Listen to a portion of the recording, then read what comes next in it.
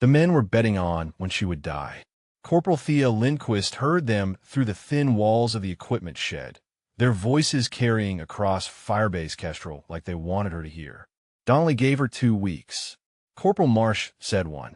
Private Hendricks laughed and said she would not make it past the wire. She kept cleaning her rifle. The bolt slid free with a whisper of oiled metal. She inspected the chamber the way her father had taught her to inspect a hunting rifle in the frozen dawns of northern Minnesota, searching for any imperfection that might cost her a shot. Outside the shed, Vietnam pressed against the walls with its heat and its insects and its particular smell of rot and diesel and something sweeter underneath that she had never been able to name. Before we continue, drop a comment telling us where you're watching from. Perhaps you know someone who served with incredible patience and discipline under impossible conditions. The betting continued. Someone suggested a pool. $20 said she would request transfer before the month ended. 50 said she would break down, crying on her first real mission. The laughter that followed had an edge to it, the kind of laughter men used when they wanted to cut without leaving visible marks. Thea finished with the bolt and began working on the barrel. 3 months at Firebase Kestrel. 3 months of being the only woman in an experimental program that half the Army wanted to fail. 3 months of proving herself every single day, while officers like Captain Rathmore found new ways to remind her that she did not belong. She thought about Eric. She always thought about Eric. Her younger brother had enlisted because of her. She remembered his face when he showed her the deployment orders, bright with pride and terror and the desperate need to be like his big sister. He wanted to understand why she served. He wanted to share what she had found in the discipline and purpose of military life. He died 11 days after arriving in country. Wrong patrol route. Bad intelligence. An ambush that should never have happened.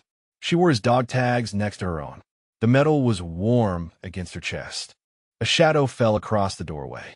Sergeant Womack, one of the few men on base who spoke to her like a human being, stood with his arms crossed and his face arranged in the careful blankness that meant bad news. "Captain Rathmore wants you," he said. "Command tent." "Now." She nodded and began reassembling her rifle.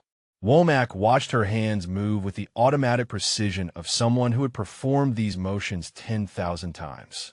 "Lindquist," he said quietly, "whatever he offers you, think before you accept." She looked up. Womack held her gaze for a moment, then turned and walked away. The command tent smelled like cigarettes and old paper. Maps covered every surface, marked with the red and blue symbols of war.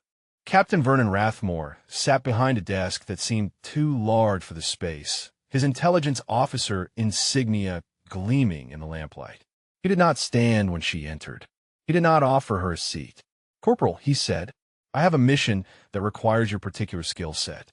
The way he said particular made it sound like a disease. She stood at attention and waited. Rathmore shuffled papers with exaggerated slowness, letting the silence stretch. This was a game he played, she had learned, making her wait, making her feel small. She had grown up waiting in frozen deer blinds for 12 hours without moving. His little power plays meant nothing. "Colonel Nguyen Van Con," Rathmore finally said. He pushed a photograph across the desk. North Vietnamese commander, responsible for the execution of 15 American prisoners last month. High Command wants him eliminated. She studied the photograph. A lean face, intelligent eyes, the rigid posture of a career military officer. He looked like someone's father. He probably was. 2 snipers have already attempted this mission, Rathmore continued. Both failed. Both are dead. He let that hang in the air. The target moves through the Tan Binh Valley every 6 days with a supply convoy. There's a bridge crossing where the vehicles must slow. A competent shooter could make the shot from the surrounding terrain. She heard the emphasis he placed on competent, the insult wrapped in military briefing. She asked about support, extraction, backup plans. Rathmore smiled. It did not reach his eyes. "This is a solo mission, Corporal. Deep penetration, minimal footprint. You will be assigned a spotter for the insertion, but once you reach the operational area, you proceed alone. Extraction will be coordinated upon mission completion." The words sounded reasonable. The reality was a death sentence. 4 days behind enemy lines with no support, targeting a high-value asset in a sector where American snipers kept dying. She understood what Rathmore was doing. He was giving her an impossible mission and waiting for her to refuse, to prove that women did not belong in combat roles. Or he was giving her an impossible mission and waiting for her to die. She thought about Eric, about the promise she made at his memorial, about every woman who would come after her if she succeeded, and every door that would slam shut if she failed. "I accept the mission," she said. Something flickered across Rathmore's face. Disappointment, perhaps, or anticipation. "Equipment requisition is denied for the supplementary items you requested," he said. "Budget constraints. You will make do with standard loadout." She did not react. She had learned not to react. Dismissed, Corporal. Briefing at 0500. You try not to die too quickly. It reflects poorly on the program.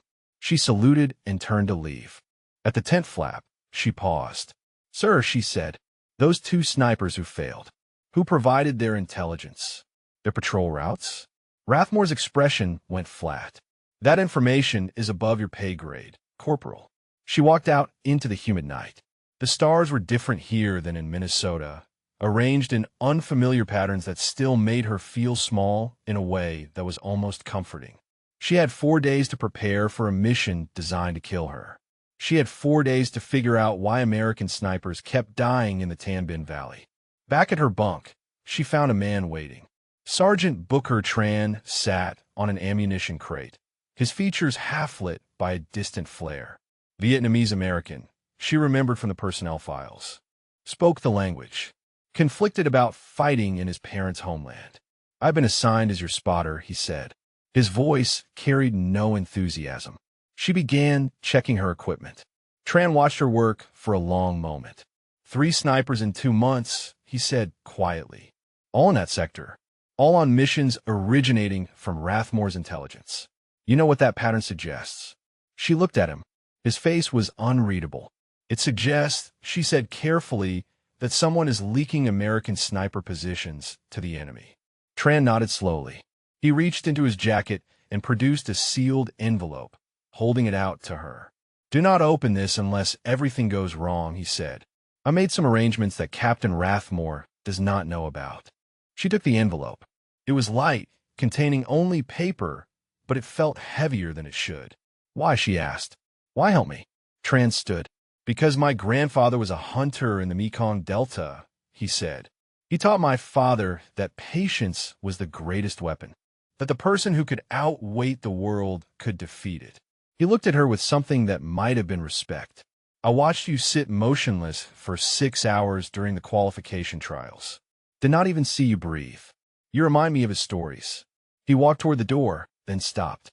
"Rathmore thinks you're going to die out there," he said. "Half this base thinks the same. Prove them wrong. And watch your back. The enemy you can see is not always the most dangerous one." He disappeared into the darkness. Thea sat alone with the envelope in her hands, listening to the distant sounds of the base settling into night. Somewhere out there, beyond the wire, the enemy waited. And somewhere closer, perhaps inside this very base, someone was feeding them the information they needed to kill American soldiers. She thought about Eric, about wrong patrol routes and bad intelligence. She thought about Captain Rathmore and his smile that never reached his eyes. She opened her footlocker and began preparing for war. Sleep had not come.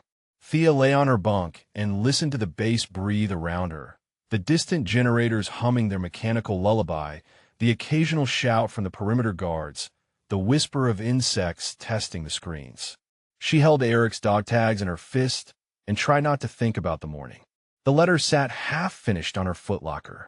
She had started it 3 times, each attempt dying somewhere between Dear Mom and Dad, and the truth she could not write. How do you tell your parents that their remaining child is about to walk into a mission designed to kill her?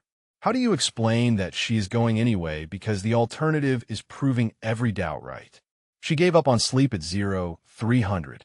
The equipment shed was empty at that hour, lit only by a single bulb that attracted moths in lazy spirals. She laid out her gear with methodical precision. Rifle, ammunition, limited now, thanks to Rathmore's budget constraints. Water purification tablets. Field rations for 4 days. Medical kit, basic. The camouflage netting she had requested was denied, so she improvised with local vegetation samples she had been collecting for weeks. Booker Tran found her there an hour later. "You waterproof your rifle differently than the manual suggests," he said from the doorway. She did not look up. The manual was written by people who never spent a winter in Minnesota. Moisture is moisture. Cold or hot, it kills your weapon the same way. He entered and began checking his own equipment. They worked in silence for a while, the comfortable quiet of professionals preparing for something serious. She found herself watching his hands, noting the efficiency of his movements, the way he double-checked everything without rushing. "Your file says you're the best shot in the program," he said eventually. Qualification scores off the charts. Patience metrics that made the evaluators think their equipment was broken. I'll say a lot of things. They also say your brother died here. 11 days in country. Bad patrol route. She stopped working. Her hands went still on the rifle stock. Tran continued without looking at her. The intelligence for that patrol came from this sector. Same office that has been running sniper operations in Tambin Valley. Same office that has gotten 3 shooters killed in 2 months. She forced herself to breathe. "What are you saying, Sergeant?" He finally met her eyes. "I'm saying that I have been running numbers. Cross-referencing mission files with casualty reports. Someone in Captain Rathmore's intelligence section has been providing information to the enemy. Whether Rathmore himself knows or not, I cannot say. But the pattern is there. Your brother might have died because of it." The words landed like mortars, each one exploding somewhere deep in her chest. She had suspected. Of course she had suspected. But hearing it spoken aloud made it real in a way that suspicion never could. "Why tell me this now?" she asked. "Before a mission where I need to focus. Because you deserve to know what you're walking into. And because if we both die out there, someone should know the truth." She resumed her equipment check. Her hands were steady. Her father had taught her that emotions were like weather. You acknowledged them, you prepared for them, but you did not let them stop you from doing what needed to be done. "I'm not planning to die," she said. Tran almost smiled. "Good. Neither am I." The briefing at 0500 was perfunctory. Rathmore delivered coordinates and timelines with the bored efficiency of a man reading a grocery list. Thea memorized every detail while watching his face for any sign of guilt or conspiracy. She saw nothing but contempt. Insertion via helicopter at 0630, Rathmore concluded. "Your spotter will accompany you to the secondary LZ. Then you proceed to the observation point alone." "Questions?" "Extraction protocol," Thea said. Rathmore's smile was thin. "Upon mission completion, activate your emergency beacon. A team will be dispatched to retrieve you, assuming you complete the mission. And if the beacon fails, then I suppose you will have to walk home, Corporal." The helicopter was a Huey that had seen better decades. The crew chief looked at Thea with undisguised curiosity as she climbed aboard, then shrugged and returned to his checklist. She had grown accustomed to the looks. The woman sniper. The experiment. The thing that did not belong. Tran settled beside her as the rotors began to spin. He leaned close to be heard over the engine noise. "I taught myself some Vietnamese phrases," she said before he could speak. "From a book I found in the base library. Probably terrible pronunciation." He raised an eyebrow. "Say something." She tried the phrase she had practiced most. "Tôi không phải là kẻ thù của bạn." "I'm not your enemy." Tran laughed, a genuine sound that surprised her. "Your pronunciation is terrible, but the sentiment is good." He grew serious. "That phrase might save your life out there. The villagers in that sector have been caught between both sides for years. Some of them hate us. Some hate the NVA more. If you encounter civilians, showing you see them as human can make the difference." The helicopter lifted off, and Firebase Kestrel fell away beneath them. Thea watched the base shrink until it was just another scar on the green landscape. Somewhere down there, Rathmore was probably already writing her obituary, closing the file on another failed experiment. She thought about Eric, about the patrol route that sent him into an ambush, about the intelligence officer who signed off on that route. Tran nudged her and pointed out the window. The terrain below was changing, the relatively open areas around the base giving way to denser jungle, then to the patchwork of rice paddies and villages that marked the Tan Bin Valley. Even from the air, she could see why this was dangerous territory. Too many hiding places. Too many ways for an enemy to disappear. 30 minutes to LZ, the crew chief shouted. Thea closed her eyes and ran through the mission parameters one more time. 4 days to reach the observation point. 1 shot to eliminate the target. Unknown distance back to extraction. Simple enough on paper. The kind of simple that got people killed. She felt Tran tense beside her a moment before the first bullet punched through the helicopter skin. The aircraft lurched sideways. The crew chief was screaming something about ground fire, small arms, coming from the tree line that should have been clear according to the intelligence briefing. Thea grabbed a handhold as the pilot banked hard, trying to climb out of range. More impacts. The sound of metal tearing. Something in the engine began to whine in a way that engines should not whine. Her pack. Her equipment. She saw her backup ammunition case slide toward the open door and lunged for it, catching the strap just as another burst of fire raked the fuselage. The case slipped from her grip and tumbled into the void. The pilot was fighting the controls, shouting coordinates into his radio. Tran had his weapon out, firing blindly at the tree line. The helicopter was shaking apart around them. They hit the LZ hard, the skids digging into soft earth as the pilot killed the engine before it could kill them. Thea was moving before the rotors stopped spinning, dragging her remaining equipment into the tree line, Tran right behind her. The helicopter sat smoking in the clearing. Not destroyed, but damaged. It would fly again, but not today. Tran checked his radio and swore quietly. Damaged, he said. We have no way to call for extraction. Thea looked at her remaining supplies. Half the ammunition she had planned for. No backup water purification. The camouflage materials she had improvised were scattered somewhere in the jungle below their flight path. She met Tran's eyes. The intelligence said that tree line would be clear, she said. He nodded slowly. Yes, it did. They both understood what that meant. Someone had known their flight path. Someone had positioned shooters exactly where they would do the most damage. We are 4 days from the target zone, Thea said. We have half our supplies and no extraction plan. We are walking into a sector where someone wants us dead, and that someone might be wearing the same uniform we are. Tran checked his weapon. So what do we do? She shouldered her pack and looked toward the jungle. We walk, she said, and we trust no one but each other. The jungle swallowed them within minutes.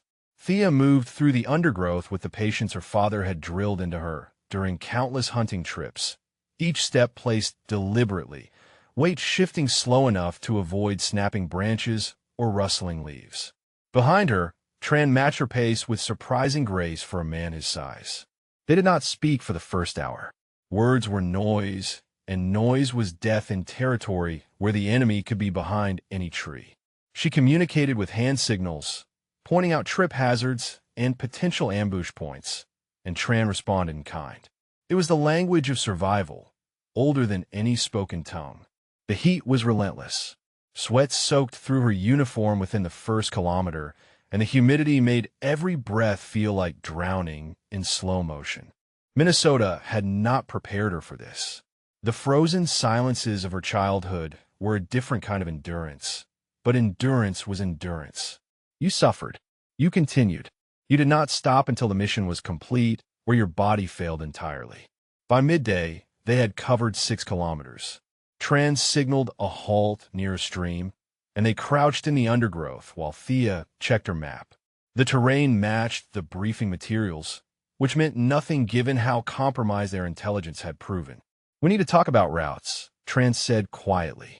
His voice was barely above a breath. The path Rathmore outlined takes us through 3 checkpoints that Intel marked as inactive. After this morning, I do not trust those assessments. She studied the map. There was an alternative route, longer by almost a full day, that wound through more difficult terrain but avoided the questionable checkpoints. It would push them to the edge of their supplies and leave no margin for error. The long way, she said. Tran nodded. He pulled something from his pack, a small package wrapped in wax paper. She recognized it immediately and felt an unexpected surge of amusement. "You brought it," she said. He unwrapped the dried fish from Minnesota that she had shared with him days ago at Firebase Kestrel. The stuff that had nearly made him gag. "Thought we might need the calories," he said. "Even if it tastes like salted cardboard soaked in lake water."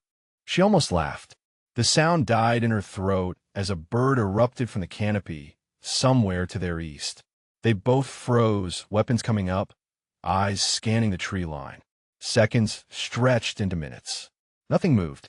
The bird had probably been startled by an animal or the wind or any of 1,000 things that were not enemy soldiers. They ate quickly and moved on.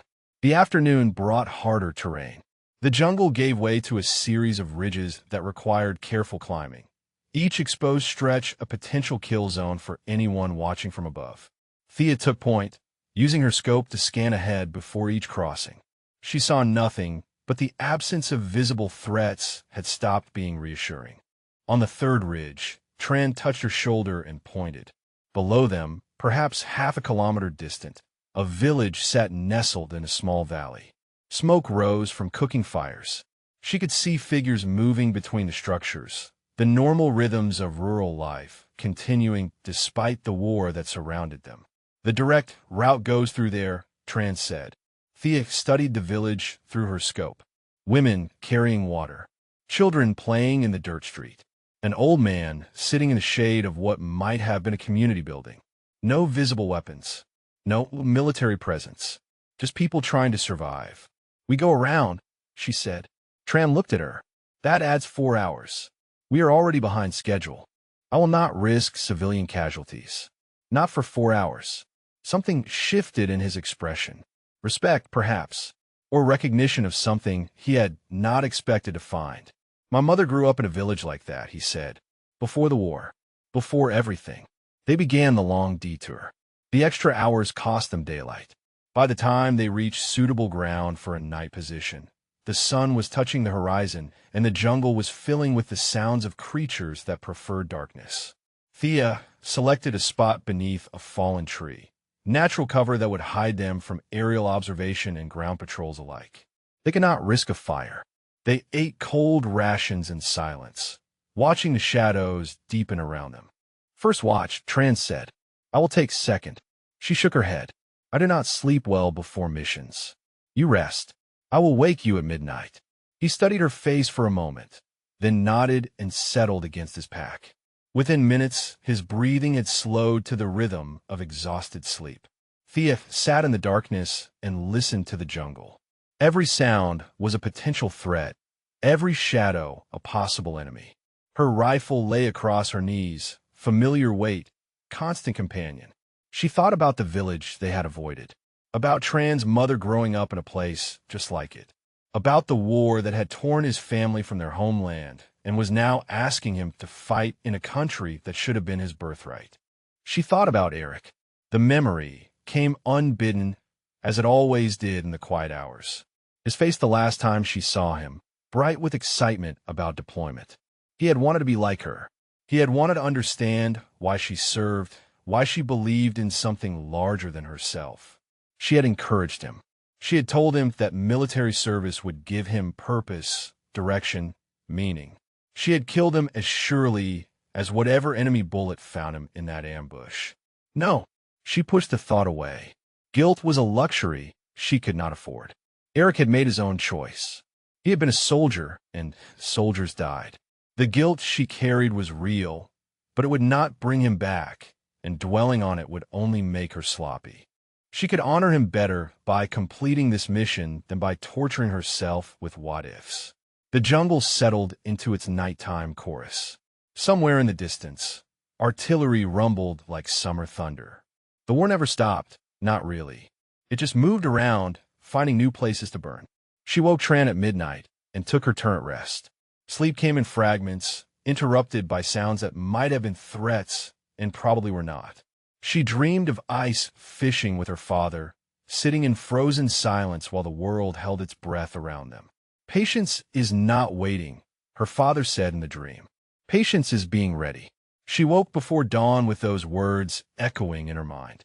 They moved out as the first gray light filtered through the canopy. The second day would be harder than the first. The terrain ahead was marked on her map as dense jungle giving way to the rice paddies of the valley floor, and somewhere in that transition zone the enemy had already proven they were watching. 2 hours into the march, Tran stopped suddenly. His hand came up in the signal for absolute stillness. Thea froze. She could hear it now. Voices ahead, speaking Vietnamese. Multiple speakers, moving through the jungle on what sounded like a parallel path. They pressed themselves against the trunk of a massive tree and waited. The voices grew closer. Thea caught fragments of conversation. Complaints about the heat. Jokes about someone named Duck. The mundane chatter of soldiers on patrol. Through a gap in the foliage, she saw them. A squad of NVA regulars, 8 men, moving with the casual confidence of troops in friendly territory. They passed within 30 meters of the hidden Americans, close enough that Thea could see the patches on their uniforms. She held her breath. Tran was a statue beside her. The patrol moved on. The voices faded. The jungle returned to its normal sounds. They waited another 10 minutes before moving. That patrol was not on any of our intelligence reports, Tran said quietly. Thea nodded. She was not surprised. Nothing about their intelligence could be trusted anymore. They continued toward the valley, toward the rice paddies, toward the target that waited somewhere beyond the next ridge. Behind them, the patrol had vanished into the jungle. Ahead, the terrain began to open up. Through breaks in the canopy, Thea caught glimpses of the valley floor. Water gleaming in terrace fields. The road where Colonel Khan would pass in 2 days. They were close now, close enough that every step carried them deeper into enemy territory, further from any hope of rescue if things went wrong. She checked her ammunition. Half of what she had planned. It would have to be enough. One shot, she told herself. One shot was all she needed. The ridge overlooking the valley became their observation post. Thea settled into a natural depression between 2 rocks, her rifle resting on a bed of leaves she had arranged to eliminate any reflective surfaces. Below them, the Tan Bin Valley spread like a painting, rice paddies catching the afternoon light in mirrors of green and silver. Tran set up beside her with binoculars, beginning the methodical scan of the terrain that would occupy them for the next several hours. They needed to understand the patterns. Guard rotations, civilian movements. The rhythm of life in a valley that did not know death was watching from above. The road, Tran said quietly. He pointed to a ribbon of packed earth that wound through the paddies, crossing a wooden bridge at the valley's narrowest point. That is where the convoy will slow. She had already identified it. 600 meters from their current position. An easy shot under normal circumstances. But circumstances in war were never normal, and the ground between here and there was open terrain with minimal cover. I will need to be closer, she said. Tran lowered his binoculars and looked at her. Closer means the paddies. You would be completely exposed during extraction. She did not respond. They both knew she was right. 600 meters was manageable, but Colonel Khan would be in a moving vehicle, partially obscured, and she would have one chance. At 400 meters, the shot became certain. At 300, it became inevitable. The paddies it is, Tran said. His voice carried no judgment, only acceptance. They watched the valley until the light began to fade. Thea memorized every detail. The placement of the village structures. The paths the farmers used moving between fields. The position of what looked like a small military outpost near the bridge. Just 3 soldiers from what she could count, probably a checkpoint for civilian traffic. As darkness fell, Tran produced a small notebook and began sketching the terrain from memory. His hands moved with surprising precision, capturing angles and distances that matched her own mental calculations. You draw, she said. My father taught me. He was an artist before the war. Painted landscapes of the Mekong Delta that he remembered from childhood. He said drawing was the same as seeing, just slower. She watched him work for a moment. The sketch taking shape was more than tactical notation. There was beauty in it, an appreciation for the valley that transcended its role as a killing ground. Do you ever wonder what this place looked like before, she asked. Before the war. Every day. Tran did not look up from his drawing. My mother described Vietnam to me when I was young. The way the light hit the water in the morning. The smell of jasmine and cooking fires. The sound of her grandmother singing while she worked in the fields. He paused, pencil hovering over the paper. I have been here for 8 months. I have not seen any of what she described. Just the war. Just what we have made of it. Thea thought about Minnesota. The frozen lakes and endless forests that had shaped her childhood. She wondered if someday someone would fight a war there, and whether the soldiers would see anything but targets and terrain. They took turns sleeping through the night, maintaining watch on the valley below. Nothing moved except the occasional farmer returning late to the village, lantern bobbing in the darkness like a fallen star. Dawn brought activity. Thea watched through her scope as the valley came alive. Farmers wading into the paddies. Children running toward what might have been a school. The soldiers at the checkpoint stretching and beginning their daily routine. She tracked one of the soldiers as he walked the perimeter of the outpost. Young, probably no older than Eric had been. He moved with the bored efficiency of someone who had done the same patrol 100 times and expected to do it 100 more. The convoy comes tomorrow, Tran said. We should move to the forward position tonight. She nodded without taking her eye from the scope. The plan was simple. Move under cover of darkness to the edge of the paddies. Find a concealed position with a clear line to the bridge. Wait for the convoy. Take the shot. Extract through the chaos. Simple. The kind of simple that got people killed. They spent the day refining their observations. Tran noted patrol timing while Thea calculated wind patterns and distance adjustments. By afternoon, she knew the valley as well as she knew the woods behind her family's farm. There is something wrong, Tran said suddenly. She looked at him. He was studying the checkpoint through his binoculars, face tight with concentration. The soldiers, he said. Watch how they move. She shifted her scope to the outpost. The 3 soldiers were going about their routine, but something in their posture had changed. They kept glancing toward the northern ridge, checking their weapons more frequently than necessary. The body language of men expecting trouble. They know something, Thea said. Tran lowered his binoculars. They know we are here. Not exactly where, but they know someone is watching. The patrol we avoided yesterday must have reported signs of movement, or someone told them to expect us. The words hung in the air between them. If Rathmore's intelligence had been compromised, if someone in his office was feeding information to the enemy, then the NVA might know exactly what was coming. A sniper team targeting Colonel Khan. The timing. Perhaps even a method. We should abort, Tran said. Fall back and request new orders. Thea kept her eye on the checkpoint. The young soldier was looking toward their ridge now, shading his eyes against the afternoon sun. He could not possibly see them at this distance, but the gesture felt pointed somehow. A challenge. If we abort, Rathmore wins, she said. He gets to say the female sniper program failed. That women cannot handle combat operations. Every door that might have opened slams shut. This is not about politics. This is about survival. She finally looked at him. Everything is about survival, Sergeant. The question is what we are willing to survive for. Tran held her gaze for a long moment. Then he shook his head and returned to his binoculars. You are either the bravest person I have ever met, he said, or the most stubborn. In Minnesota, we call that the same thing. The afternoon passed in tense observation. The checkpoint soldiers eventually relaxed, returning to their board routines, but Thea could not shake the feeling that the valley was holding its breath, waiting for something. As the sun began to set, they prepared to move. Thea checked her rifle one final time, running through the waterproofing procedure that would protect it during the paddle crossing. Her ammunition was limited, but she only needed 1 round. 1 perfect shot. Tran handed her the sealed envelope he had given her at Firebase Kestrel. She had almost forgotten about it.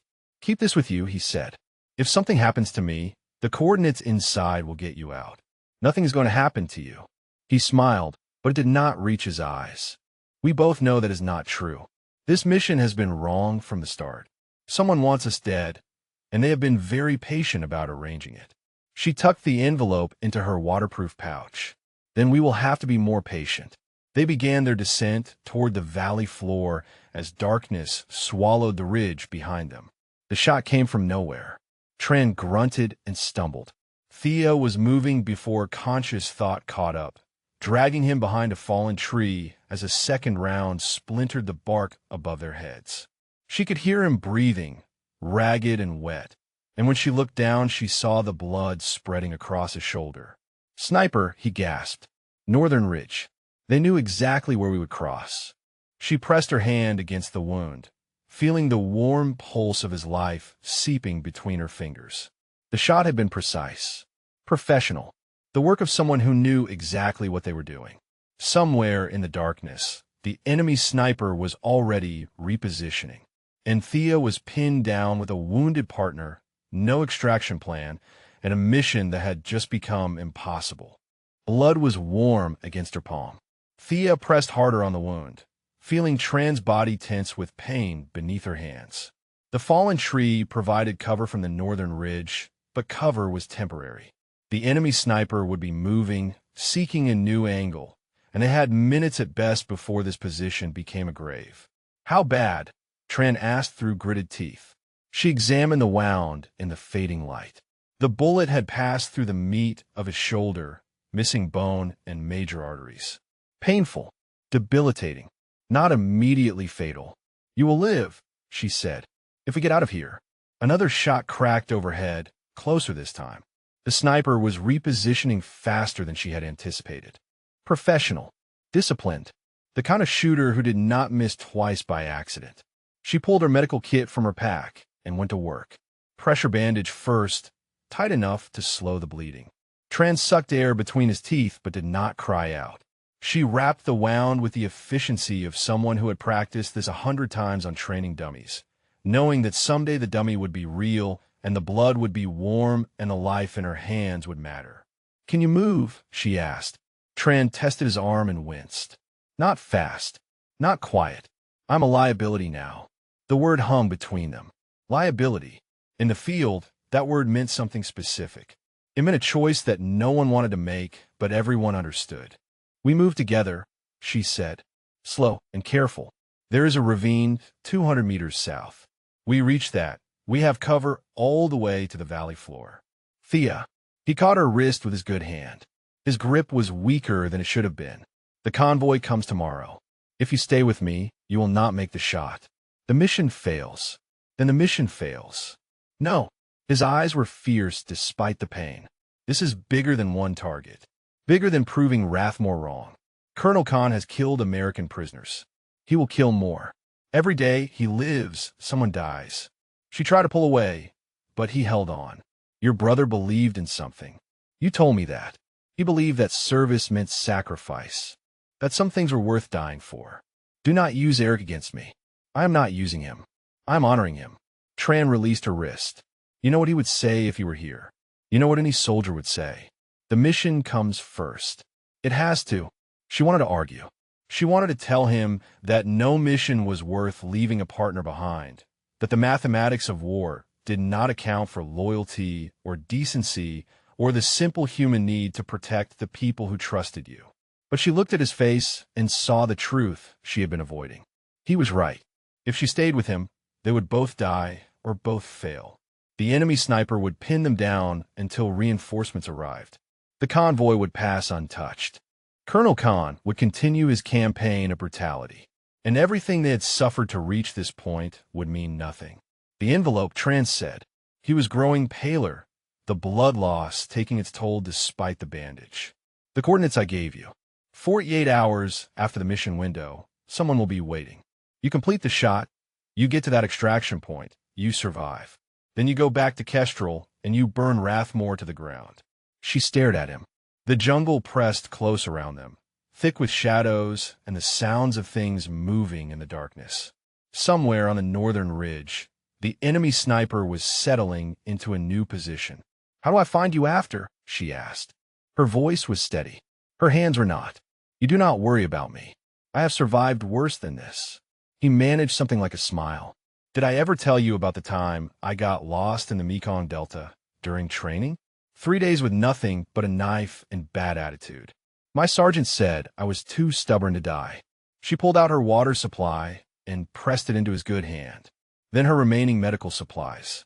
Half her ammunition, because she would only need one shot and he might need to defend himself. There's a cave system half a click northeast, she said. The maps showed it as collapsed, but I saw ventilation patterns in the brush above it. The entrance is probably hidden but accessible. You get there, you stay hidden, you wait. And if you do not come back, then you use that stubbornness to walk yourself out of here. She gathered her remaining gear. Rifle, minimal ammunition, the waterproofing materials she had guarded so carefully, the sealed envelope with trans-extraction coordinates. The enemy sniper fired again, the round striking the fallen tree with enough force to send splinters flying. He was getting impatient. Good. Impatient shooters made mistakes. Thea, Tran said. She looked back at him. In the darkness, his face was a collection of shadows and pain and something else. Something that looked like faith. Make the shot, he said. Whatever it costs. Make the shot. She moved. The first 30 meters were the worst. She crawled on her belly through undergrowth that seemed designed to tear at her skin and catch her rifle. The enemy sniper fired twice more, but the shots went wide, aimed at the position she had abandoned rather than the shadow, slipping south through the darkness. She reached the ravine and dropped into its shelter like falling into a grave. For a long moment, she lay still, listening to her own heartbeat, feeling the weight of what she had just done settle onto her shoulders. She had left him. She had left her partner bleeding in the jungle with an enemy sniper hunting for him and no guarantee of rescue. She had made the calculation that every soldier dreaded and chosen the mission over the man. Eric would have understood. That was the worst part. Her brother, who had believed so fiercely in service and sacrifice, would have nodded and told her she made the right call. The mission came first. It always came first. She thought about the photograph of Colonel Khan, the intelligent eyes, the rigid posture. Somewhere in this valley, he was sleeping or eating or writing letters to his family, unaware that a woman from Minnesota was crawling through the darkness with one bullet and one purpose. Tomorrow at dawn, she would be in position.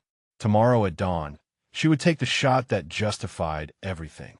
She began moving through the ravine, toward the valley floor, toward the rice paddies that waited like dark mirrors under the stars. Behind her, the jungle swallowed the sounds of her passage. Ahead, the mission waited. She did not look back. The ravine delivered her to the valley floor sometime after midnight. Thea emerged from the shadows into a landscape transformed by darkness. The rice paddies stretching before her like sheets of black glass. The distant mountains cutting jagged silhouettes against a sky crowded with stars. She moved along the edge of the fields, staying low, using the raised dikes between paddies as cover. Every sound seemed amplified in the stillness. The splash of a frog, the rustle of wind through the rice stalks, her own breathing, too loud despite her efforts to control it. The checkpoint she had observed was dark now. The soldiers either sleeping or pulled back to the village for the night. She gave it wide berth anyway, adding an extra kilometer to her route. Caution had kept her alive this long. She would not abandon it now. By the time she reached the forward observation point, the eastern sky was beginning to gray. She had perhaps 2 hours before the valley woke and movement became impossible. 2 hours to find a position, prepare her rifle, and disappear into the landscape. The paddies near the bridge offered limited options. She had studied them from the ridge, memorizing the terrain, but seeing them up close revealed details the distance had hidden. The water was deeper than expected in places, the dikes more exposed. The position she had planned to use was too visible from the village. She adapted. A cluster of tall grass near the water's edge provided natural concealment. The angle to the bridge was steeper than ideal, but manageable. She would be shooting slightly uphill, which meant adjusting for the trajectory, but she had made harder shots in training. She settled into position and began her preparations. Rifle check, scope calibration, wind assessment from a movement of the grass around her. The methodical routine calmed her mind, pushing aside thoughts of Tran bleeding in the jungle, of the choice she had made, of everything except the mechanics of the shot. Dawn broke over the valley in shades of gold and pink. Farmers began emerging from the village, wading into the paddies to begin their day's work. Children's voices carried across the water, distant and innocent. The checkpoint soldiers stirred, beginning their morning routines. Thea watched it all through her scope, tracking movements, noting patterns. The convoy was not expected until mid-morning, but she needed to understand the rhythm of this place. Any disruption could alert the enemy. Any mistake could mean death. The morning hours crawled past. The sun climbed higher, burning away the mist that clung to the paddies. Sweat dripped down her face, but she did not move to wipe it. Movement was death. Stillness was survival. She thought about Tran's words, about sacrifice and service and things worth dying for. She thought about Eric, who had believed those words so completely that he had followed her into war. She thought about the photograph of Colonel Khan, the face of a man who had ordered the execution of prisoners, who had caused so much death and would cause so much more if he lived through this day. And she thought about Rathmore. The anger came slowly, building like a storm on the horizon. She had been so focused on survival, on the mission, on the immediate threats that she had not allowed herself to fully process what Tran had told her. Someone in Rathmore's office was feeding information to the enemy. Someone had leaked patrol routes and sniper positions. Someone had gotten American soldiers killed. Someone might have killed Eric. She remembered Rathmore's face when he gave her this assignment. The contempt barely hidden behind professional courtesy. The smile that never reached his eyes. He had sent her here to die. He had sent other snipers here to die before her. And somewhere in his chain of command, someone was making sure the enemy knew exactly where to look. The realization crystallized in her mind with terrible clarity. This mission was never meant to succeed. It was designed to fail from the beginning. Rathmore had given her impossible odds, not because he doubted her abilities, but because he needed her to die. Another dead sniper in the Tan Bin Valley. Another close file. Another convenient tragedy that would end the female sniper program and bury whatever secrets he was hiding. She gripped her rifle tighter. The metal was warm from the sun, solid and real in her hands. He had underestimated her. They all had. The men who bet on her death. The officers who denied her equipment. The intelligence operatives who sold information to the enemy. They looked at her and saw a woman, an experiment, a political inconvenience to be eliminated. They did not see what her father had seen in the frozen Minnesota woods. They did not understand what patience really meant. A sound reached her ears, distant at first, then growing. Engines. The convoy was approaching. She pressed her eye to the scope and steadied her breathing. The road curved into view at the edge of her sight picture. Dust rose in the distance, marking the convoy's progress. This was the moment. Everything she had suffered, everything she had sacrificed, came down to the next few minutes. The first vehicles appeared. Military trucks, canvas-covered, filled with soldiers. Behind them, a command car flying the flag of a senior officer. Colonel Khan's vehicle. She tracked it through her scope, watching it approach the bridge. The vehicle would slow at the crossing. That was her window. 3 seconds, maybe 4, when the target would be nearly stationary. Her finger found the trigger. Her breathing slowed to almost nothing. The world narrowed to the small circle of her scope, the approaching vehicle, the face she had memorized from a photograph. The command car reached the bridge. The driver downshifted, slowing for the crossing. Through the windshield, she could see a figure in the back seat.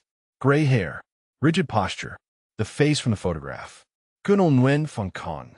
She began to squeeze the trigger. And then she heard the voices. Vietnamese? Close. Too close. Coming from somewhere behind her position in the tall grass. She froze. The convoy was still on the bridge, still in her sights, but the voices were getting closer. Someone was walking along the dike toward her concealment. She could take the shot.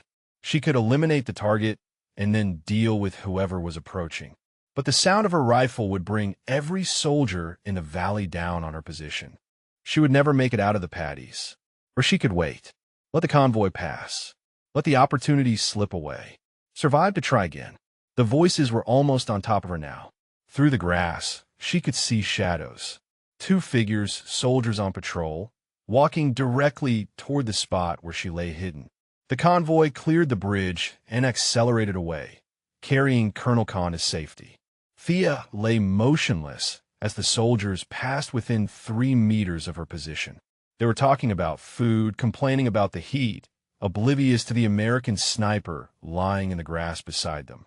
One of them paused to light a cigarette, the flame briefly illuminating his young face. She did not breathe. She did not blink. She became part of the landscape, invisible, waiting. The soldiers moved on. Their voices faded. The convoy disappeared around a bend in the road. She had missed her chance. The mission had failed. And then she heard another sound. More engines, coming from the same direction as the first convoy. She pressed her eye back to the scope and felt her heart stop. A second convoy was approaching the bridge, smaller than the first. 3 vehicles instead of 12. And in the lead car, clearly visible through the windshield, sat Colonel Khan. The first convoy had been a decoy, a security measure. The real target was traveling separately, minutes behind, hoping any would-be assassin would have already revealed themselves. But Thea had not fired. She had not revealed her position, and now the target was approaching again. She settled her breathing and waited for the bridge. The second convoy moved slower than the first, more cautious. The drivers knew they carried precious cargo and were taking no chances with the rough road surface near the bridge.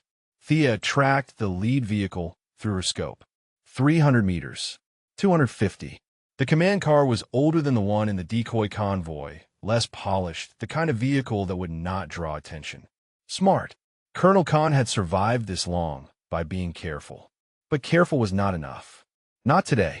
She adjusted for the slight uphill angle, compensated for the breeze that had picked up in the last hour, pushing gently from the east. Her finger rested on the trigger with the lightness of a held breath. 200 meters. The bridge was coming up. The driver would slow, and then the checkpoint soldiers began shouting. She could not understand the words, but the tone was unmistakable. Alarm. Warning. One of them was pointing toward the Paddies, toward the tall grass where she lay hidden. The patrol. The 2 soldiers who had passed so close to her position. They must have seen something after all. A disturbance in the grass. A shape that did not belong. They had reported it, and now the checkpoint was responding. The convoy stopped, not at the bridge, but 50 meters short of it. The command car sat motionless on the road while soldiers poured from the checkpoint, spreading out along the dikes, moving toward her position with weapons raised. She had seconds to decide. Take the shot now, at a stationary target, but from a compromised position, and face certain death in the aftermath.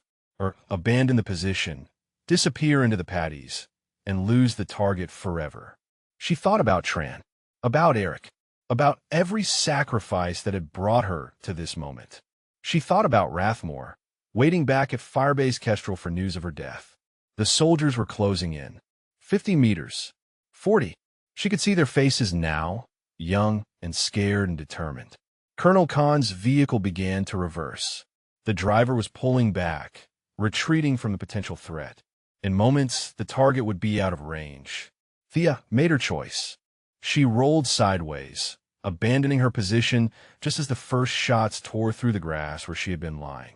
The water of the Paddy swallowed her, shockingly cold despite the heat of the day, and she went under completely, pushing herself along the muddy bottom toward the deeper water near the center of the field.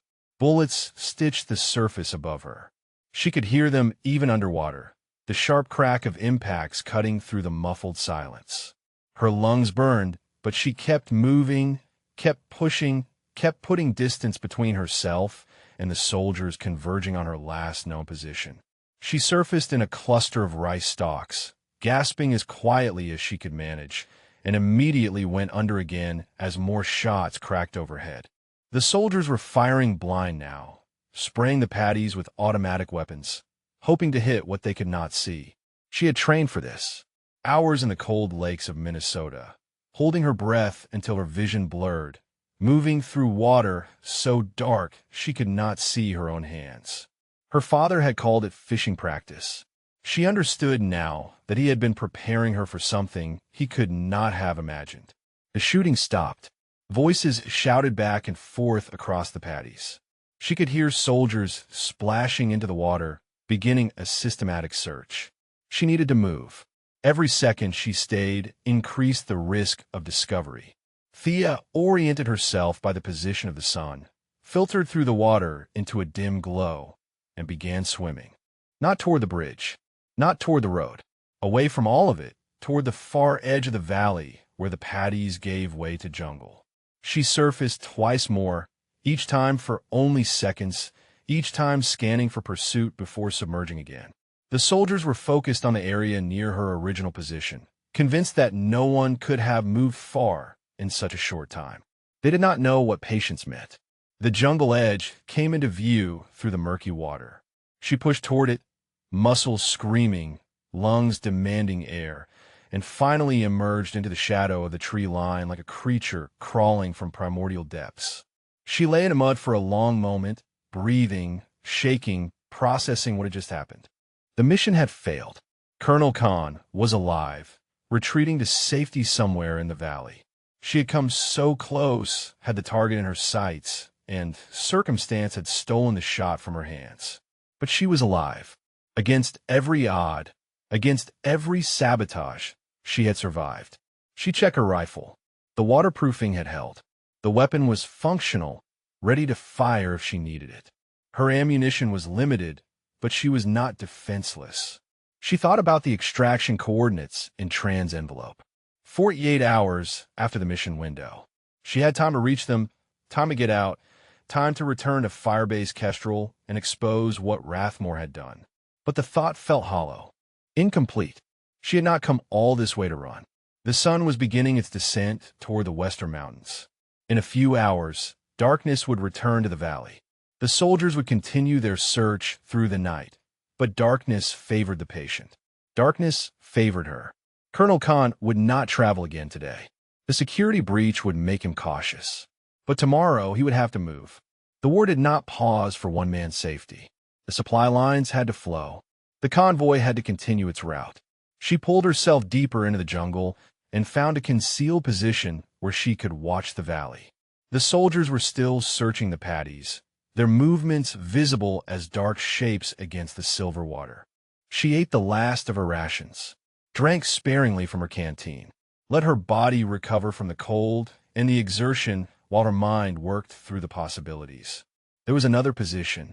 She had identified it during her original reconnaissance, dismissed it as too exposed, too difficult to reach. But from there, she would have a clear line to the road beyond the bridge. If the convoy continued tomorrow, she could intercept it further along the route. It would mean moving through the night. It would mean approaching the target zone from a direction they would not expect. It would mean taking a risk that made everything she had done so far seem cautious by comparison.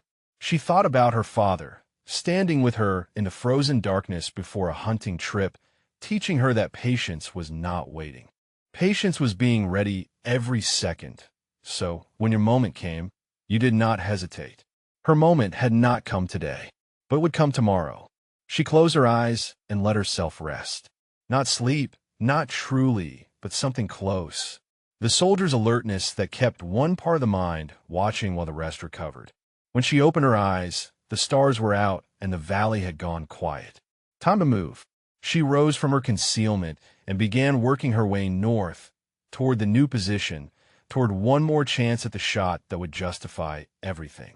Behind her, the soldiers had given up their search for the night. They thought she was gone. They thought the threat had passed. They were wrong. The night swallowed her whole. Thea moved through the jungle with the careful precision of a woman who understood that every sound could be her last. Every shadow could hide death. The moon was a sliver, barely enough light to navigate by, but she had learned to see in darkness during those Minnesota winters when dawn came late and dusk came early. She circled north, giving the village and checkpoint a wide berth.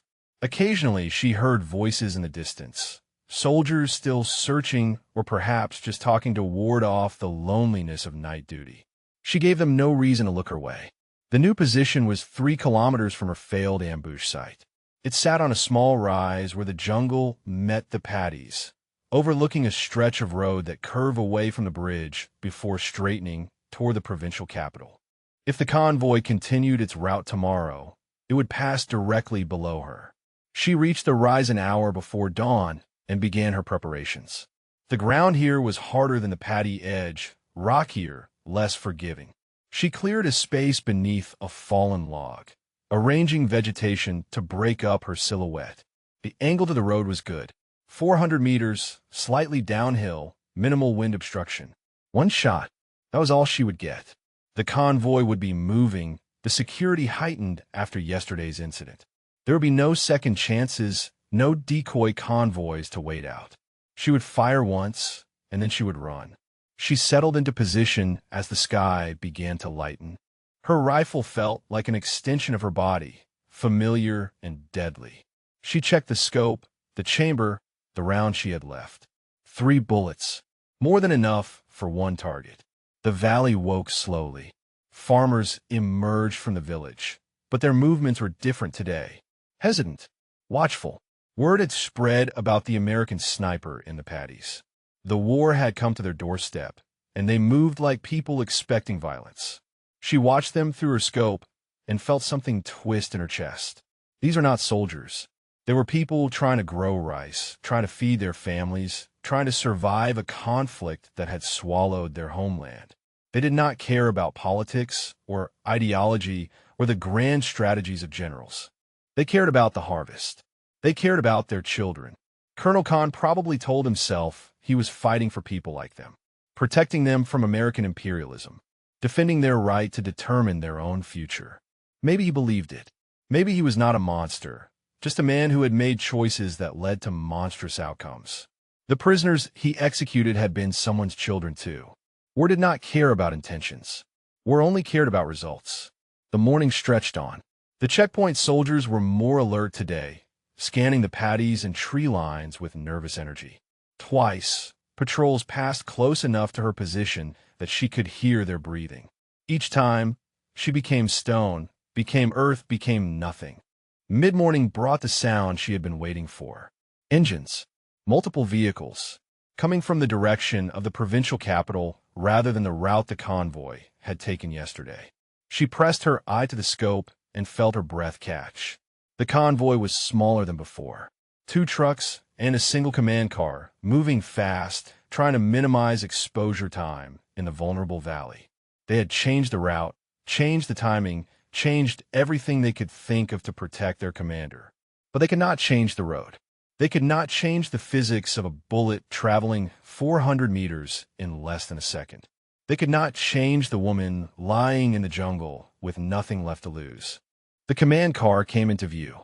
Through the scope, she could see the driver's face, tight with concentration. She could see the bodyguard in the front passenger seat, weapon ready, eyes scanning the terrain. And in the back seat, she could see Colonel Nguyen Van Con. He looked tired, older than his photograph. The stress of command, the weight of decisions, the toll of a war that had consumed his country for longer than she had been alive. He was reading something, papers spread across his lap, attention focused inward. She tracked him as the vehicle approached. 300 meters. 250. The road curved slightly here, forcing the driver to slow. This was it. The moment she had crawled through jungles and swum through paddies and left her partner bleeding in the darkness to reach. One shot. One life, one chance to balance the scales. Her finger found the trigger. She thought about Eric, about his smile when he showed her his deployment orders, about the flag-draped coffin that came home in his place. She thought about Tran, about his sketches of a country he had never seen, drawn from his mother's memories and his father's grief. She thought about Rathmore, about the files and the leaks and the soldiers who died because someone traded their lives for whatever reward treason brought. She thought about the farmers and the paddies below, caught between armies, praying for the day when the shooting would stop. 200 meters. The command car entered the curve. The driver downshifted. Colonel Khan looked up from his papers, glancing out the window at the valley that had nearly killed him yesterday. Thea exhaled slowly, emptying her lungs, steadying her hands, becoming perfectly still. The crosshairs settled on the window of the command car. 150 meters. Her finger began to squeeze, and then the jungle behind her exploded with gunfire. She rolled sideways as bullets tore through the space where she had been lying. Splinters of wood and showers of dirt erupted around her. She caught a glimpse of shapes moving through the trees, soldiers who had somehow found her position, who had been waiting for her to reveal herself. A trap. The convoy had been bait. They had known she would try again, and they had prepared. She fired blindly toward the attackers, buying seconds, and then she was running. Crashing through undergrowth, abandoning stealth for speed, racing toward the only escape route left. The Paddies. She burst from the tree line and threw herself into the water. The cold hit her like a fist, but she was already swimming, already diving, already disappearing into the murky depths that had saved her before. Behind her, the soldiers reached the jungle edge and opened fire on the Paddies. Bullets churned the water around her, but she was deep now, moving along the bottom, lungs burning, heart pounding. She surfaced in a thick stand of rice stalks and immediately went under again. The soldiers were spreading out along the dikes, trying to surround the Paddy, trying to trap her in the water. She had one advantage. They expected her to run. Instead, she went deeper into the Paddy, toward the center, toward the place where the water was chest deep and the vegetation was thick enough to hide a body. She found a hollow in the mud where the roots of the rice plants created a small pocket of air. She wedged herself into it, face barely above water, and went still. The soldiers searched for an hour. They waded through the Paddies, probing with bayonets, shouting to each other in frustrated Vietnamese. Twice they passed within arm's reach of her position. She did not move. She did not breathe except in tiny sips through the rice stalks above her face. Patience was not waiting. Patience was being ready. The soldiers eventually gave up. The convoy was long gone. Colonel Khan safely delivered to wherever he was going. The threat had been neutralized. The American sniper was dead or fled. Thea lay in the water until darkness fell again, until the Paddies went quiet, until the stars emerged above her like cold and distant witnesses. Then she rose from the mud like something born from the earth itself, and she began to walk. She walked through the darkness like a ghost. Mud caked her uniform, her skin, her hair. The water of the Paddy had soaked into her bones, leaving a cold that no amount of movement seemed to cure. But she kept walking. The convoy had escaped. Colonel Khan was alive. By every reasonable measure, the mission was over. But Thea had stopped thinking in reasonable measures somewhere between leaving Trand bleeding in the jungle and lying motionless in chest-deep water while soldiers hunted her like an animal. She knew something they did not. The convoy had come from the provincial capital, not the original staging area. That meant Khan had changed his base of operations, probably in response to the security breach. But it also meant he would have to return eventually. The war did not stop for one man's safety. The supply lines still needed coordination. The troops still needed their commander. He would come back through this valley. Maybe not tomorrow. Maybe not the next day. But soon. She found shelter in a collapsed irrigation structure at the edge of the Paddies.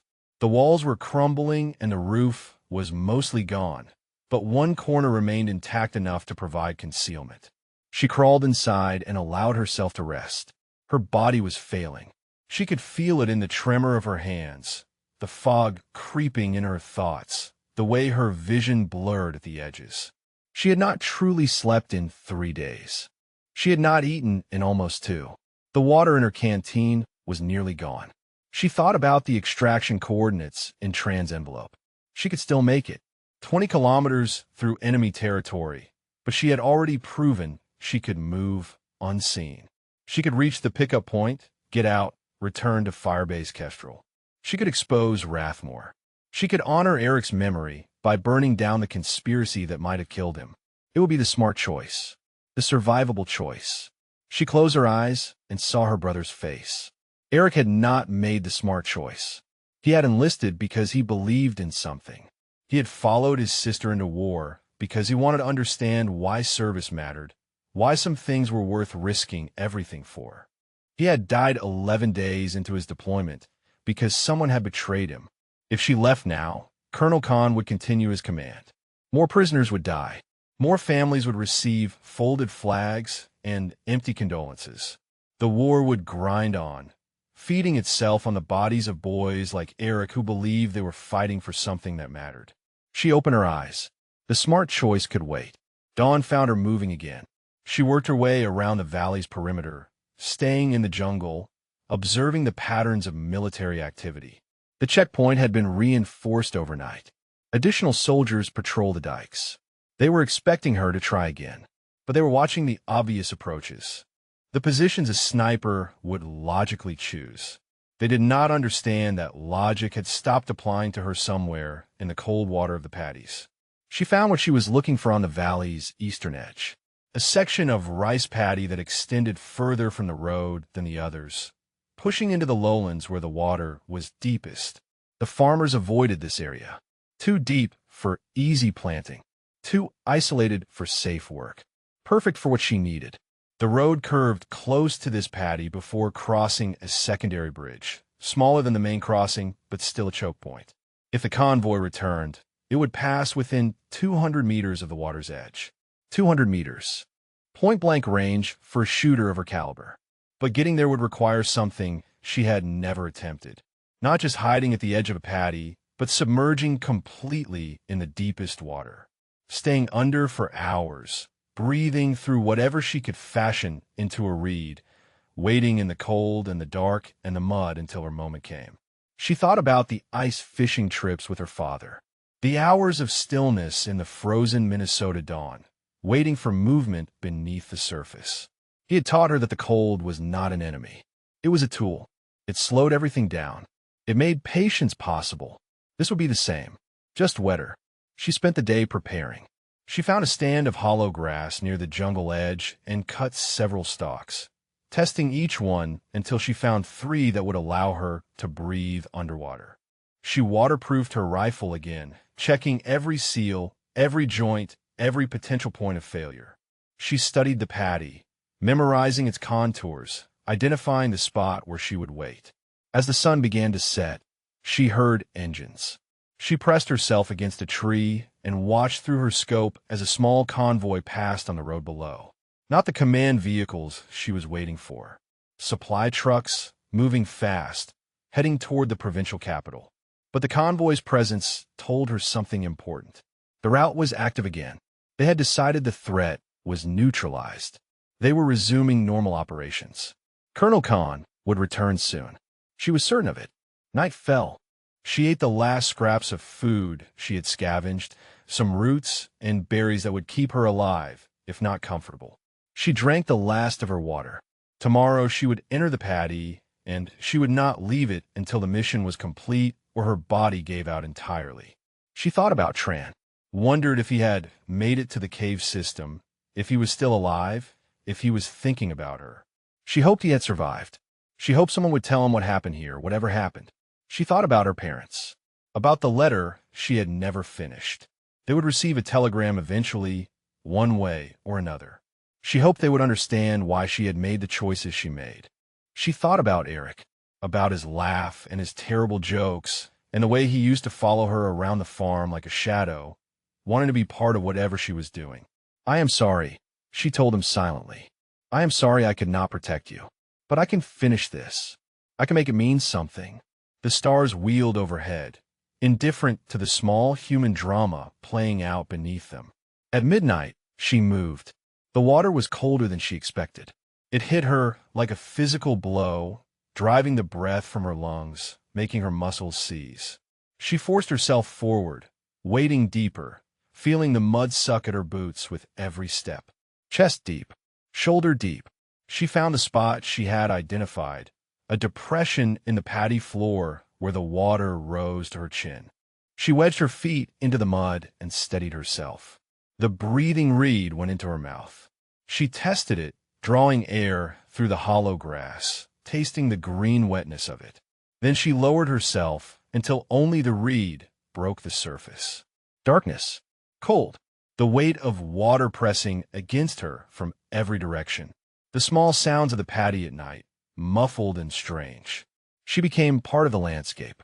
Another shadow in the water. Another piece of the darkness. And she waited. Hours passed. The cold seeped into her muscles, her joints, her thoughts. She lost feeling in her feet first, then her legs, then everything below her chest. She focused on her breathing, on the thin stream of air through the reed, on keeping her heart rate slow and steady. Fish brushed against her. Something larger moved past, probably a water snake, its body sliding against her arm. She did not move. She did not react. She was not a person anymore. She was a weapon, waiting to be fired. Dawn began to lighten the water around her. She could see it through her closed eyelids, the shift from black to gray to something almost like color. She heard voices, distant at first, then closer. Soldiers on the morning patrol, walking the dikes, scanning the Paddies for any sign of the American ghost. They passed within 10 meters of her position. She heard their boots on the packed earth, their conversation about breakfast, their complaints about another day of searching for someone who was probably dead. They did not look at the deep water. They did not see the single reed rising from the surface. The voices faded. The patrol moved on. And then she heard the sound she had been waiting for. Engines. Multiple vehicles. Coming from the direction of the provincial capital. Coming home. The engines grew louder. Thea rose from the water in a single, fluid motion, shedding the Paddy like a second skin, rifle coming up to her shoulder before her eyes fully cleared the surface. The cold had made her slow. Her fingers were numb, her muscles stiff, her reactions dulled by hours of submersion. But her father had trained her for this. The frozen dawns of Minnesota, the aching joints, the body that screamed to move while discipline demanded stillness. She had been preparing for this moment her entire life. The convoy appeared on the road. 3 vehicles, same configuration as before. 2 trucks and a command car, moving with the careful speed of a formation that expected trouble but hoped it had passed. She blinked water from her eyes and found the command car in her scope. The glass was fogged from the temperature change, surface to air, and she wiped it quickly with fingers that barely felt the motion. 200 meters. The secondary bridge was just ahead. The vehicles would slow for the crossing. She could see the driver now. Different man than before, younger, gripping the wheel with white-knuckled intensity. The bodyguard in the passenger seat was scanning the Paddies, weapon ready, looking for threats in all the wrong places. He was looking at the dikes, at the tree line, at every logical position a sniper might choose. He was not looking at the water. The command car reached the bridge. The driver downshifted, easing into the crossing, and for a moment the vehicle was nearly stationary. Thea found Colonel Khan through the rear window. He was reading again, papers spread across his lap, attention focused inward. A man who had survived 2 assassination attempts in 3 days and still could not stop working. She understood that kind of dedication. She respected it in a distant way, but respect did not stay her hand. She exhaled, emptying her lungs completely, feeling her heartbeat slow to a distant rhythm. The crosshairs settled on the window, on the gray-haired figure behind the glass, on the face she had memorized from a photograph that seemed like it belonged to another lifetime. The world went quiet. The sounds of the valley faded. The cold disappeared. There was only the rifle, the target, and the space between them. She squeezed the trigger. The rifle kicked against her shoulder. The sound cracked across the valley like thunder, echoing off the mountains, scattering birds from the trees. The command car's rear window shattered inward, a spray of glass and something darker, and the vehicle swerved hard before coming to a stop at the far end of the bridge. Colonel Win Van Con was dead before his papers hit the floor. Thea was already moving. She pushed through the water toward the far edge of the Paddy, away from the road, away from the soldiers who were now shouting and firing blindly at the position where her muzzle flash had been. The chaos bought her time. The convoy guards did not know where the shot had come from.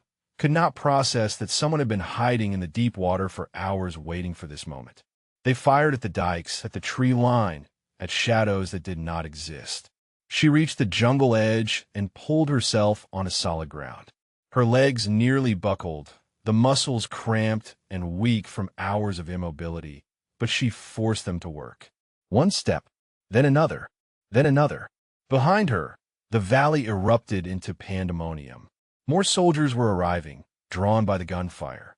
She could hear officers shouting orders, organizing search parties, demanding answers that no one could provide. She did not look back. The jungle swallowed her, and she ran. Not fast. Her body would not allow fast. But steady, relentless, pushing through the undergrowth with the desperate energy of someone who had completed the impossible and now faced the merely improbable task of surviving it. She ran until the sounds of pursuit faded. She ran until her lungs burned and her vision blurred and her legs threatened to give out entirely. She ran until she found a thicket dense enough to hide in, and then she collapsed into it and let the darkness take her. She woke to afternoon light filtering through the leaves. For a moment she did not know where she was, could not remember how she had gotten here, could not process anything beyond the bone-deep exhaustion that pressed her into the earth. Then it came back. The water, the cold, the shot. Colonel Khan was dead. She had done it. The realization settled over her slowly, like warmth returning to frozen limbs. 3 days of hell, 2 failed attempts, hours submerged in water, so cold it had nearly stopped her heart. And she had done it. She pulled Tran's envelope from her waterproof pouch and checked the coordinates. The extraction point was 12 kilometers northeast. She had until tomorrow evening to reach it. Her body screamed in protest as she forced herself upright. Everything hurt. Her muscles, her joints, her skin where the water had softened it and the jungle had torn it. She was dehydrated, starving, running on nothing but willpower and the stubborn refusal to die that her father had instilled in her. But she was alive, and the mission was complete. She oriented herself by the sun and began walking. The journey took longer than it should have. She had to stop frequently, resting against trees, forcing her legs to keep moving when they wanted nothing more than to fold beneath her. She ate what she could find, bitter roots and unripe fruit that turned her stomach but kept her functioning. As night fell, she heard something that made her freeze. Voices, Vietnamese, coming from somewhere ahead. She pressed herself against a tree and listened. The voices were casual, relaxed. Not a search party. Soldiers on patrol, maybe, or locals moving through the jungle on their own business. She waited until they passed, then continued. The extraction point was a clearing on a hillside, marked by a distinctive rock formation that matched the sketch in Tran's envelope. She reached it as dawn began to lighten the eastern sky. No helicopter, no rescue team, just empty jungle and the sound of birds welcoming the morning. She checked the coordinates again. This was the right place. The note had said 48 hours after the mission window. She was early, but not by much. She found a concealed position with a view of the clearing and settled in to wait. The morning passed. The sun climbed higher. Thea fought to stay awake, knowing that sleep now could mean missing her extraction, could mean dying alone in the jungle after everything she had survived. She thought about Tran, about whether he had made it, about whether anyone would ever know what they had accomplished here. She thought about Rathmore, about the reckoning that was coming, about the files and the leaks and the soldiers who had died because someone had sold them out. She thought about Eric, about finishing what he had started, about making his sacrifice mean something. The sound of rotors reached her ears just after noon. She looked up and saw the helicopter descending toward the clearing, not military markings, but civilian, the kind of aircraft that could move through contested airspace without attracting attention. She rose from her concealment and walked into the open. The helicopter touched down, and a figure emerged from the cabin. A woman in civilian clothes, moving with the confident bearing of someone accustomed to authority. Lieutenant-Colonel Margritel. Thea stopped a few meters from the aircraft, swaying slightly, barely able to stay upright. Hale looked at her for a long moment. taking in the mud, the exhaustion, the rifle still clutched in hands that had not let go of it for 4 days. "Colonel Khan," Hale said. "Dead," Thea replied. Hale nodded slowly. Something like respect crossed her face. "Get in," she said. "We have a lot to talk about." The helicopter lifted off and banked toward the east.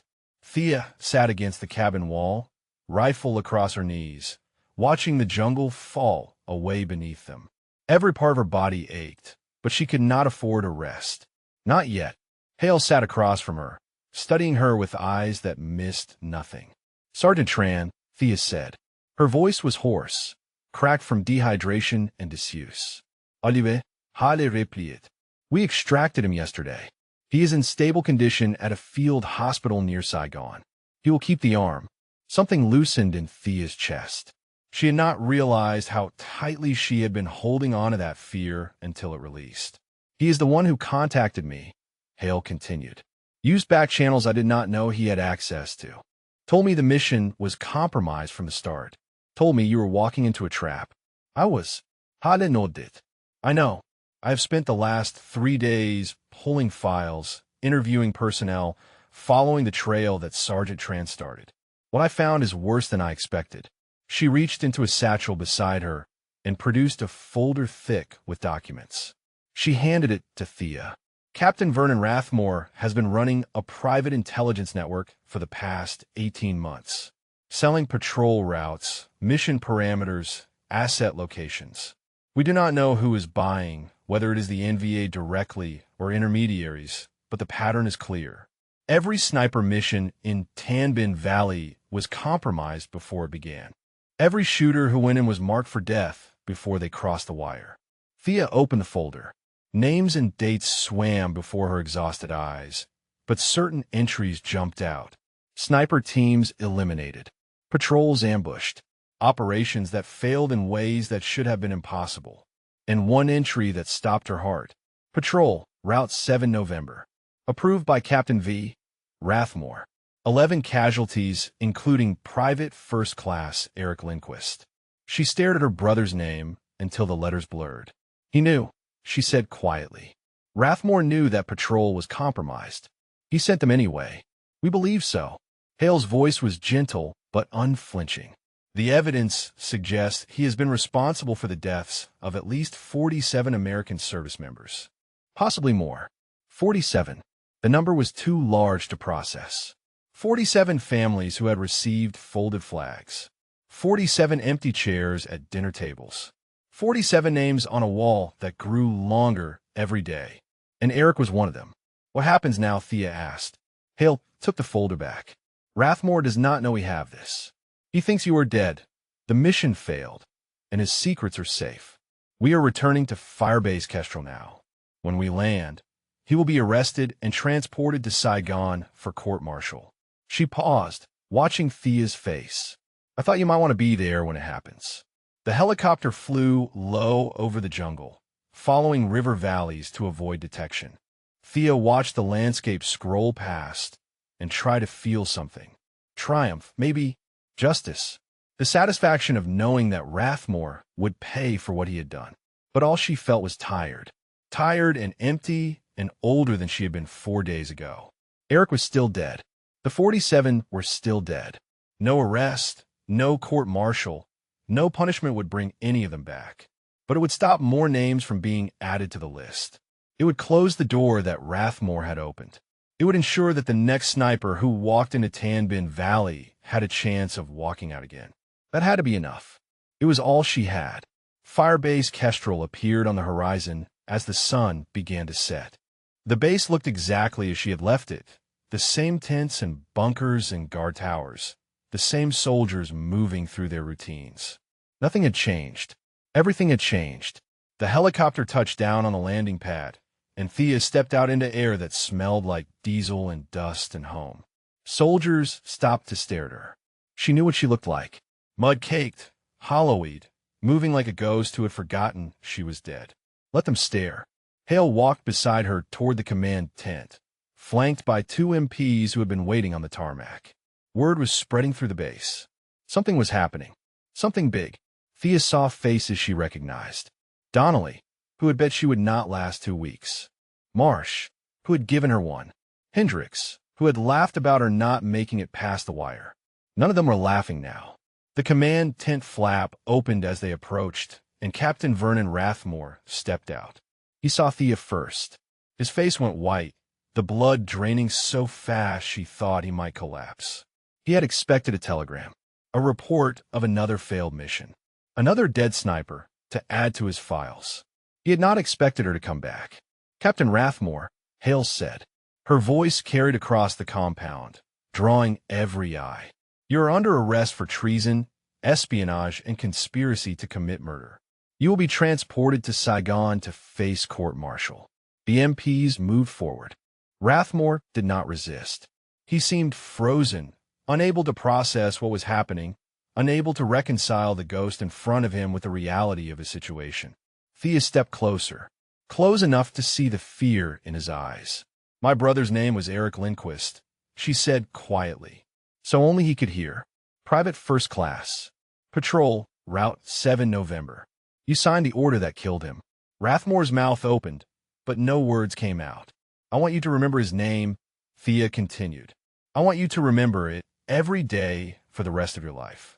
However long that turns out to be. The MPs took his arms and led him away. He did not look back.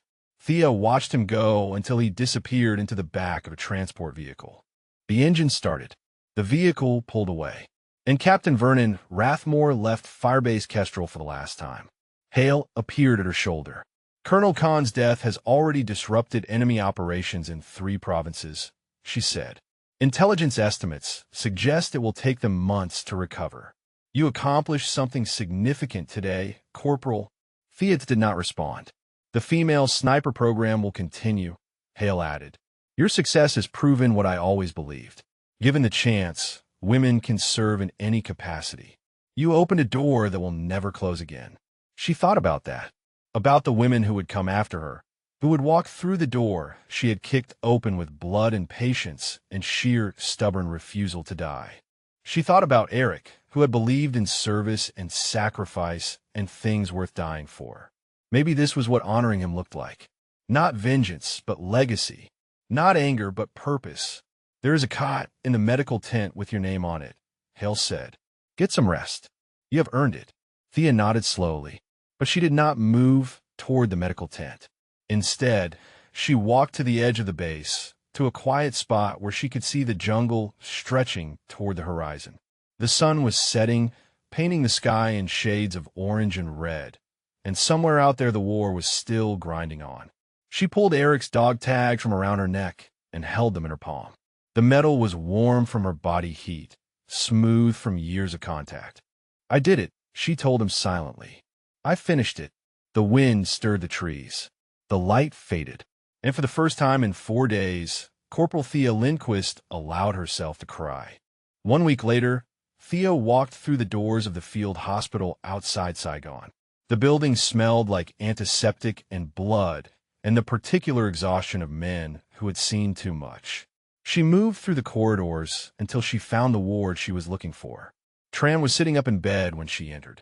His arm was bound in a sling, his face thinner than she remembered, but his eyes were bright and alert. When he saw her, something like a smile crossed his features. You look terrible, he said. You should see the other guy. She pulled a chair beside his bed and sat down. For a moment, neither of them spoke. The silence was comfortable, the kind that existed between people who had faced death together and come out the other side. I heard about Khan, Tran said finally. The whole base heard. They are calling it the impossible shot. A ghost rising from the water at dawn. Thea shook her head. No boosts. Just patience. He laughed, then winced as the movement pulled at his wound.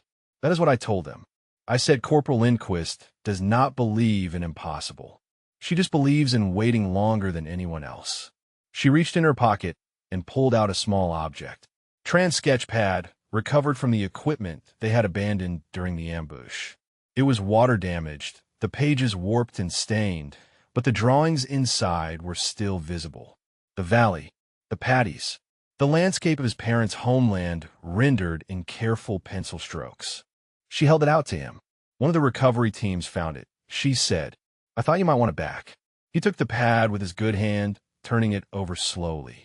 His fingers traced the edges of the pages, the texture of the paper, the memories contained within. My father used to say that drawing was the same as seeing. He said quietly, just slower. I think I understand what he meant now. He looked up at her. What happens next for you? Thea leaned back in the chair. Hale wants me to train the next class of snipers. Pass on what I have learned. She paused. There are 6 women in the incoming group. First official class since the program was approved for expansion. Because of you. Because of us. Tran shook his head. I got shot and hid in a cave for 3 days. You're the one who lay in freezing water until your body nearly shut down, then rose up and took the shot anyway. That is not us. That is you. She did not argue. There was no point in false modesty with someone who had been there, who understood what she had done and what it had cost. They talked for another hour. About the mission, about Rathmore, about the court-martial that was proceeding in Saigon. The evidence was overwhelming. 47 confirmed deaths linked to his intelligence leaks. He would face a firing squad or spend the rest of his life in military prison. Either way, his war was over. When visiting hours ended, Thea stood to leave. Tran caught her wrist with his good hand. Your brother, he said. Eric, tell me about him. She paused. No one had asked her that before. They asked about his death, his service record, his sacrifice. No one asked about him. She sat back down. He was annoying, she said. Follow me everywhere when we were kids. Always wanted to do whatever I was doing, even when I told him to get lost. She smiled, the expression feeling strange on her face after so long. He was terrible at fishing. No paciencia. He would sit in the blind for maybe 20 minutes before he started fidgeting, making noise, scaring off every deer in the county. My father used to say Eric could not wait for water to boil. Tran listened without interrupting. But he believed in things, she continued. Really believed. When he decided that something mattered, he threw himself into it completely. No hesitation, no doubt. He enlisted because he saw what the military gave me, and he wanted that for himself. He wanted to be part of something bigger than our little farm in Minnesota. Her voice caught. He died trying to be like me, and I have spent every day since then trying to be worthy of that. Tran was quiet for a long moment. I think you are, he said finally. I think you always were. She left the hospital as the sun was setting. The sky over Saigon was painted in shades of gold and purple, beautiful in a way that seemed impossible in a country torn apart by war. She stood on the steps and watched the light fade, thinking about everything that had happened and everything that was still to come. The letter to her parents was finished. She had written it in the hospital tent at Firebase Kestrel, sitting on the cot where she had finally slept for 16 hours straight. She told them about Eric, about what she had learned, about the man responsible for his death and the justice that was coming. She told them she loved them. She told them she was staying. The war was not over. It would not be over for a long time, but she had found her place in it, had carved out a role that mattered, had proven that patience and discipline and sheer stubborn could overcome anything the world threw at her. She thought about her father, standing with her in the frozen Minnesota darkness, teaching her to wait. Patience is not waiting, he had said. Patience is being ready every second, so when your moment comes, you do not hesitate. She had been ready. Her moment had come. She had not hesitated, and now she would teach others to do the same. She walked back toward the transport that would take her to Firebase Kestrel, to the training program, to the 6 women who were waiting to learn what she had to teach. The first of many. The beginning of something that would outlast her, outlast the war, outlast everything except the simple truth that anyone could become a weapon if they were willing to pay the price. If you connected with this story, drop a comment about what resonated most with you, or share if you have witnessed similar courage in real life. The transport rumbled to life. Thea climbed aboard and found a seat near the window. Behind her, Saigon disappeared into the gathering darkness. Ahead, the future waited. She closed her eyes and let herself rest, knowing that when the moment came again, she would be ready. She would always be ready. The jungle stretched beneath the aircraft, vast and dark and full of secrets. Somewhere down there, another war was waiting to be fought. Another mission was taking shape. Another impossible task was looking for someone stubborn enough to attempt it. Corporal Thea Lindquist smiled slightly and let the engine's rhythm carry her toward tomorrow. Her father had been right about patience. It was not waiting. It was being ready, and she was ready for whatever came next.